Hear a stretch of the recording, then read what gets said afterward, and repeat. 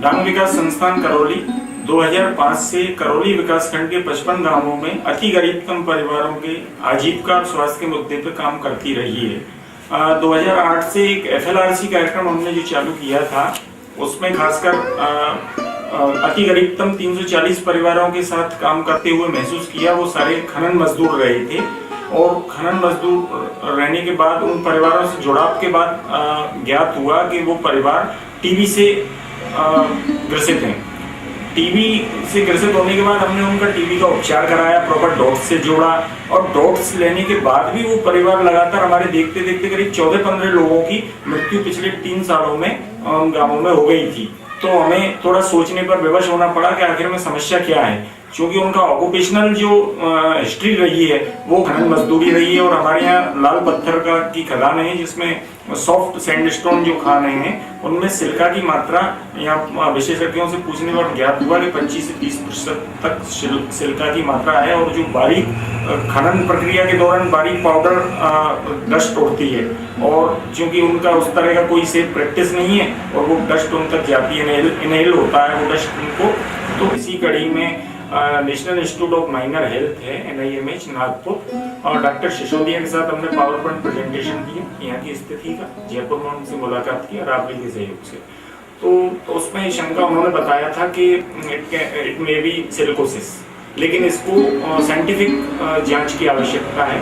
तो जो पीड़ित 101 परिवारों के साथ एक जांच करने का प्रस्ताव रखा, जिसमें खासकर एक तो उनका चेस्ट एक्सरे, दूसरा स्पूटम, एक स्पेरोमीट्री, जो जिला चिकित्सालय के सहयोग से हमने जिला कलेक्टर को बताया, यहाँ के डिस्ट्रिक्ट जो CMHO हैं उन सबको बताया और उनको कोलैबोरेशन से डॉक्टर राहुल सैनी जी के निर्देशन में ये जांचें कराई थी। क्योंकि करौली में कोई रेडियोलॉजिस्ट नहीं है तो इनको पढ़ने की दिक्कत थी जांचों की, तो झालावाड़ मेडिकल कॉलेज में भी संपर्क किया और फिर NIMH नागपुर में इन सारे एक्सरे और इन सबको देख करके ये रिपोर्ट भेजी। उन्होंने ILO मानक के हिसाब से रिपोर्ट को डिस्क्राइब किया है। रिपोर्ट में 101 में से 78 लोग सिलिकोसिस की विभिन्न कैटेगरी से पीड़ित हैं।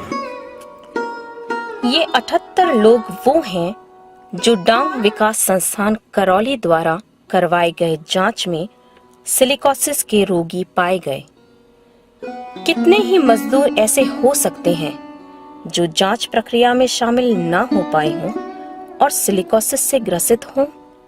डांग विकास संस्थान सन 2003 से 45 ग्राम पंचायतों के 80 गांवों में सामाजिक विकास में कार्यरत है। सन 2008 से डांग विकास संस्थान करौली खनन क्षेत्र के 18 गांवों में 340 परिवारों के साथ FLRC यानी परिवार आजीविका संदर्भ केंद्र का कार्यक्रम संचालित कर रही है।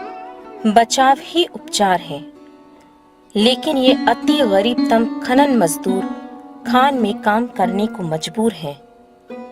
चूंकि खनन इस क्षेत्र की आजीविका का प्रमुख साधन है, इसलिए यह कहना कि इन्हें यह कार्य बंद कर देना चाहिए तर्कसंगत नहीं होगा। लेकिन डांग विकास संस्थान प्रयासरत है कि यह खनन मजदूर अपने स्वास्थ्य के प्रति जागरूक हों व सुरक्षा उपायों को अपनाते हुए अपनी उपलब्ध आजीविका जारी रख सकें, जिससे कि यह हथौड़ा लाल पत्थर पर ही पड़े, ना कि किसी खनन मजदूर की जिंदगी पर।